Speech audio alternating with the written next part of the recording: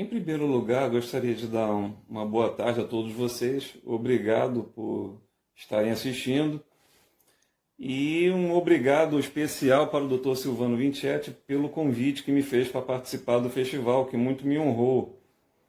Assim como também muito me honrou a participação dele através de um convite meu para o prefácio do meu segundo livro, Leonardo e o Sudário. Livro este cujo título, leva a uma pesquisa sobre as possíveis conexões de Leonardo com o Sudário de Turim, algo que sempre foi especulado por tantos, mas jamais provado de fato. Eu resolvi me lançar desde há muitos anos para reunir o máximo de evidências possíveis para responder essa pergunta, e agora vamos analisar ponto a ponto todo esse conjunto de elementos para tentarmos chegar a alguma conclusão próxima, alguma resposta mais próxima do que das chances reais disso poder ter acontecido de fato. Desta vez, meu feito congrega a célebre Última Ceia, o mural executado por Leonardo em 1498 para o refeitório da igreja de Santa Maria delle Grazie, em Milão. A pintura também poderá guardar um elemento oculto, reafirmando uma proximidade entre o artista e o maior tesouro da cristandade de todos os tempos, a própria Sagrada Mortalha, o tecido de linho que teria envolvido o corpo de Jesus após sua morte e gravado a imagem de si durante a ressurreição. Esse elemento seria indicação do próprio corpo do Cristo morto, formado pelo grupo dos 13 personagens à mesa, começando pela toga de Bartolomeu, a cabeça de Cristo, até a linha imaginária que une cabeça, ombro e braço de Simão, mais o prato diante de si, os pés de Cristo. O efeito visual fica mais evidente através de um embaçamento nesse conjunto que une Jesus aos apóstolos, onde poderemos notar uma figura humanoide deitada sobre a mesa, exatamente nos mesmos moldes do homem estampado no sudário. Razões para esta nova visão sobre a ceia não faltam. Para começar, já existe a identificação do rosto do sudário nessa mesma pintura, na coluna esquerda, acima e entre as cabeças de São Bartolomeu e São Tiago o Menor. Este recurso talvez servisse também para se indicar em qual lado da mesa estaria a cabeça do corpo codificado. Mais um fator é a suspeita de décadas sobre a toalha que cobre a mesa na pintura ser, na verdade, a Sagrada Mortalha. Esta é uma tese defendida pela arqueóloga e crítica de arte Yasmin von Hohenstaufen, assim como pelo falecido médico e autor calabrês Gabriele Montero em 2012. Este último chegou a apresentar em seu livro E o Cálice Svelato uma compatibilidade virtualmente precisa de dimensões entre o verdadeiro sudário e a toalha sobre a mesa na obra-prima de Da Vinci, o que também explicaria a estranha desproporção do móvel, uma falha inadmissível para alguém como Leonardo, com a quantidade de acomodados a se ajustarem. Outro ponto é que eu também já havia descoberto em 2021 um corpo similar num desenho atribuído a Leonardo, o Cristo de Lecco, pertencente a uma coleção privada italiana, através das fotografias multiespectrais de Pascal Cotte. Observo que Lecco tem sido objeto de vários de meus estudos há anos, sobre o qual já forneci vários elementos que colocam este rosto absolutamente leonardesco, etéreo, metafísico, como mais um discurso de Da Vinci sobre a ressurreição. Vale dizer que esta sanguínea do século XVI foi objeto de análises minhas no desenvolvimento de uma metodologia de inteligência artificial para a autenticação de obras de arte, a Luminare, alcançando por 2 vezes o mesmo índice de 92% de correspondência autoral como um legítimo Leonardo. Então vejamos. Desde 2020 que o Cristo de Lecco começou a ser centro de uma bateria de análises, provocando toda sorte de reações no meio acadêmico. Este pedaço de papel com a imagem do rosto em 3/4 de um homem de cabelos e barba longos parece fazer alusão à figura clássica do Cristo, mas o curioso é que também nos leva à grandeza e dignidade da mítica Mona Lisa. De fato, tanto o ângulo quanto a firmeza da personalidade no olhar, daquela figura ao contemplador nos farão lembrar seu famoso autorretrato de Turim. Não tardam, a partir de janeiro de 2021, chegam os primeiros resultados positivos dos estudos preliminares realizados, cruzando as pesquisas relativas ao tipo de papel utilizado com outras da mesma época, investigação necessária para estabelecer numa primeira fase a probabilidade da paternidade leonardiana do desenho. A Art Co., ligada à Universidade de Camerino e ao Ministério do Patrimônio Cultural da Itália, realiza uma série de exames tecnológicos com os trabalhos apontando para um resultado altamente consoante a uma obra de Leonardo de 1492. E é a partir desta fascinante e encorajadora premissa que é dada a largada para um aprofundamento sobre as possibilidades reais de ser uma obra do gênio toscano. Tendo um referencial inesgotável dentro da iconografia cristã a apontar fortemente uma conexão Leco e Jesus, sendo a mais forte a presença da emblemática auréola, podemos dar um passo adiante a procurar por eventuais elementos a sustentar tal ideia. Pois bem, sob minha ótica, existiriam 3 pontos da filosofia cristã no desenho que podem ser perfeitamente amarrados e revelar algo mais profundo e metafísico, tendo a ver com o santo sudário, tal qual os interesses de Leonardo. A serpente, alocada de maneira pouco discreta na zona inferior da barba do personagem do Cristo, surge-nos uma figura de interpretação mais confusa.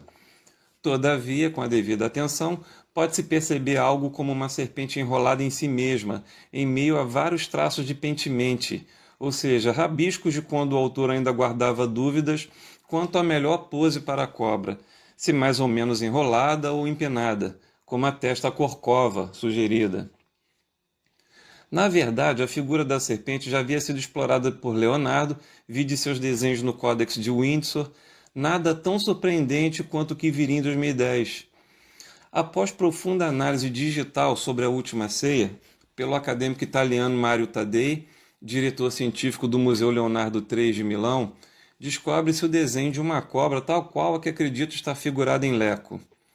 Chegou-se a especular se aquela seria alguma referência ao brasão, também presente na parte superior do mural, da tradicional família governante de Milão, os Sforza. Entretanto, as características figurativas do animal afastavam totalmente a hipótese. Então, por que estaria a cobra lá? À época da descoberta, considerou-se ser nada mais que uma brincadeira sem muito sentido de Leonardo em cima de Ludovico Sforza, seu cliente. O fato é que, repetindo-se esta presença na sanguínea de Leco, cria-se instantaneamente uma pergunta. Existiria uma conexão entre o Cristo e o cenáculo? Poderia, então, ser o desenho um estudo para a cabeça de Cristo no mural em Santa Maria delle Grazie, finalizado em 1498? Acredito sim haver uma possibilidade. Ora, a serpente é símbolo de Satanás e do pecado original. No Cristo está subjugada pela notória magnanimidade do homem de cabelos e barba compridos. Muito provavelmente ele é o Messias, como veremos a seguir. Já o réptil se acha reduzido em proporção, parecendo acanhado, rebaixado. Quero ilustrar aqui, sobre o mesmo conceito, com uma pintura de outro gênio da Renascença, Rafaelo. Trata-se da ressurreição de Cristo, executada entre 1499 e 1502, hoje no acervo do Museu de Arte de São Paulo, no Brasil, sendo a única pintura do artista no hemisfério sul do planeta. Como com Leonardo e Leco, Rafaelo também nos traz uma aterrorizada serpente em meio aos não menos apavorados guardas, ameaçada diante da magnitude de Jesus no instante de sua ressurreição e glória. Outra interpretação interessante, considerada a serpente também como símbolo de renascer nos ensinamentos herméticos tão familiares a Leonardo, dada sua faculdade em trocar de pele e se transmutar numa quase nova criatura, tal qual ocorreu com a substância de Cristo ressurgido dos mortos. A cabeça do homem. Como já especulado, o Cristo de Leco poderia nada mais ser que um preparatório para a cabeça do Cristo na célebre Última Ceia, um desenho a meditar sobre sacrifício, paixão e ressurreição.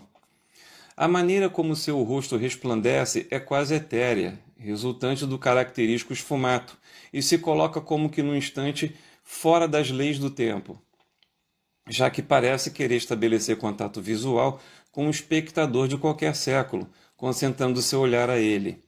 Assim, este Cristo se enquadra num estado de solenidade no infinito do instante, modelando tempo e espaço. Falamos aqui de um Jesus não corpóreo, mas espectral. Aliás, exatamente desta forma que ele era descrito após ter derrotado a morte pela ressurreição. Um espírito que, ainda que se comunicasse naturalmente com os vivos, vencia as limitações e barreiras do mundo físico com maior frequência que antes da crucificação. Assim os evangelhos nos dão a entender. Este Cristo aqui parece tendo já superado a morte e vencido o mal, a serpente, para sempre. Como na última ceia, ao que parece, a sanguínea também fala do Messias, do caminho da redenção e do mal que espreita. A diferença é que aqui, em Leco, a vitória já foi alcançada. E o item do corpo do homem. Um fator que muito me chamou a atenção enquanto analisando a sanguínea é a inegável semelhança desta com alguns aspectos faciais do sudário. Teria então o artista sido influenciado pelo lençol para criar o desenho? E se assim o foi, Leonardo entrar em contato diretamente com a relíquia? Para isto, basta vermos a imensa harmonia fisionômica entre o rosto de Jesus na mortalha e nas pinturas da série Salvator Mundi, onde as mesmas guardam um modelo de representação de Leonardo para a face do Redentor. Invariavelmente, essas obras são atribuídas a discípulos de Da Vinci, baseadas em algum original perdido do mestre, porém, em certos casos, poderá haver uma participação direta, sua, em vários graus, sobre a execução. Desta feita, a similaridade dos rostos nas pinturas com os das marcas no lençol é tão grande que até se permite uma perfeita justaposição entre este e aqueles, o que vem a chamar a atenção sobre um certo fator. Leonardo apenas poderia construir aquele modelo para o Salvator Mundi se houvesse testemunhado pessoalmente a matriz, ou seja, a própria Sacra Síndone. Um ponto interessante é que mesmo o detalhe de um ligeiro calombo no dorso superior nasal que vemos no sudário também está na sanguínea de Leco.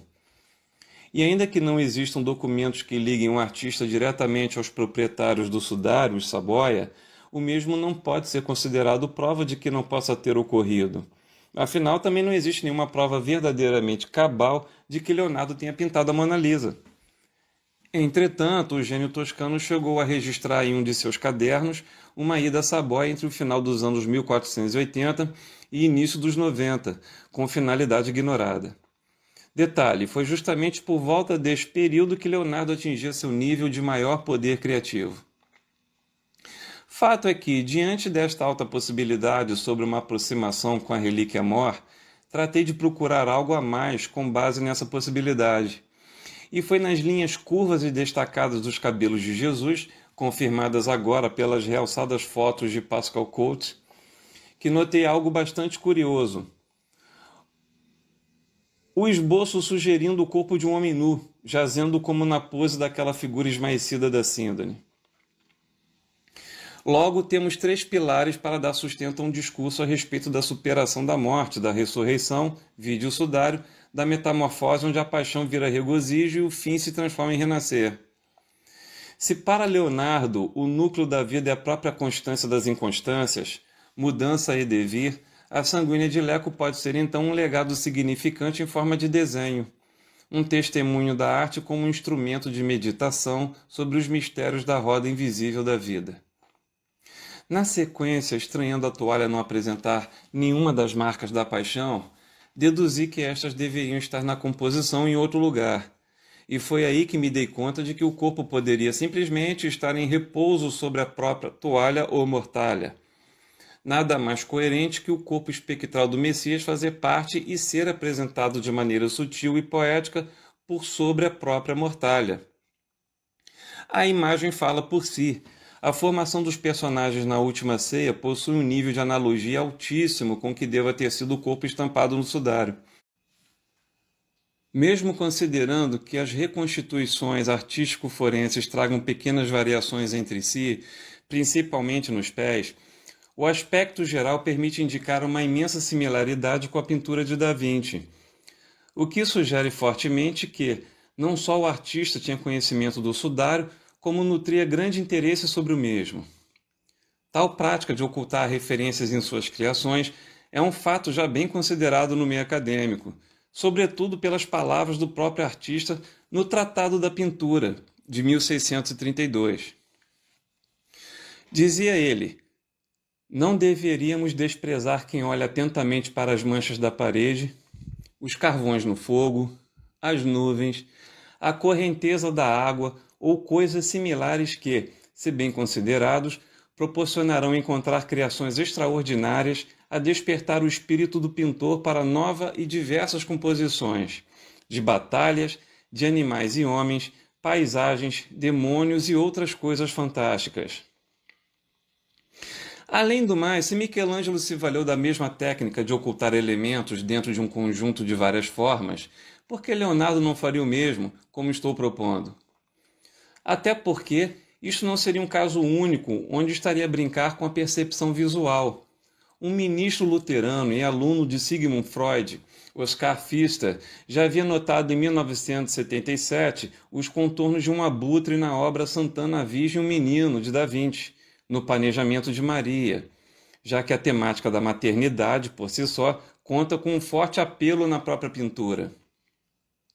A presença desta ave de rapina confirmaria a teoria de Freud sobre algumas questões de Leonardo envolvendo a maternidade, considerando-se que o abutre é o símbolo egípcio para a mãe.